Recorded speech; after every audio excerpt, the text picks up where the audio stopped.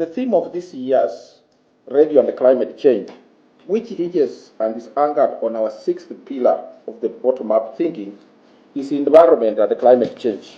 So, what do we want to achieve out of this theme?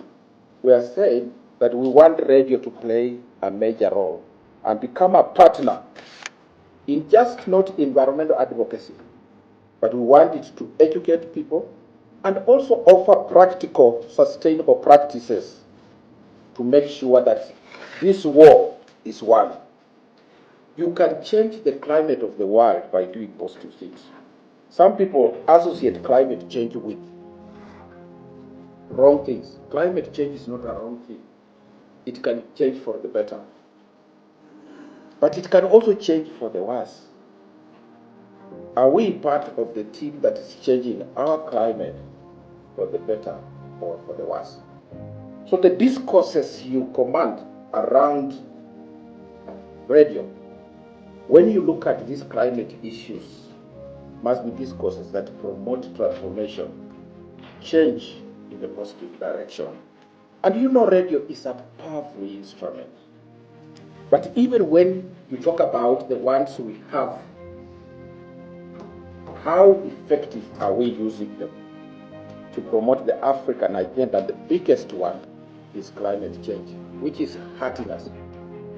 As radio presenters, you should no longer just be interested in talking about Kenya alone.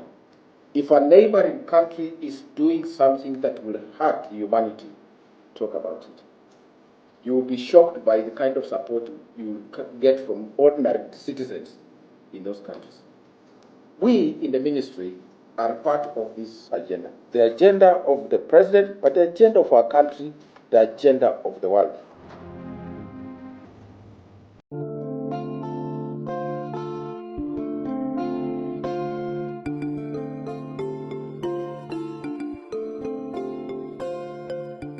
Radio on its own is nothing.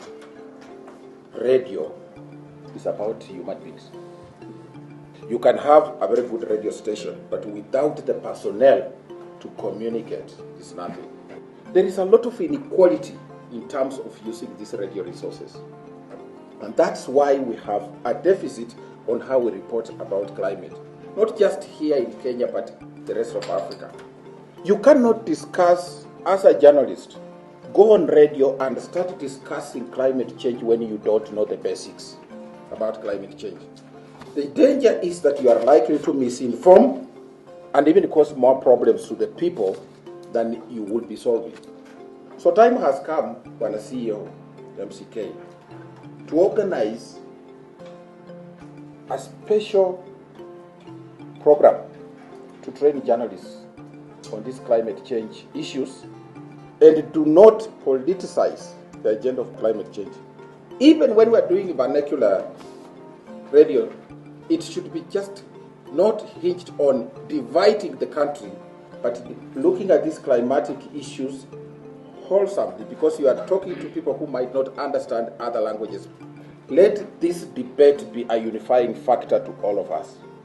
As ministry, as government, we shall ensure that all radio stations operate in an environment of freedom, but you know that this freedom which you have ends with the freedom of another person.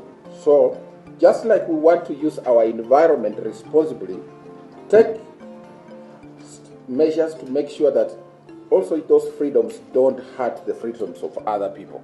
Kenya is a free democracy, and we have no intentions of closing down any radio station except those that are not licensed and they are doing things which are not true.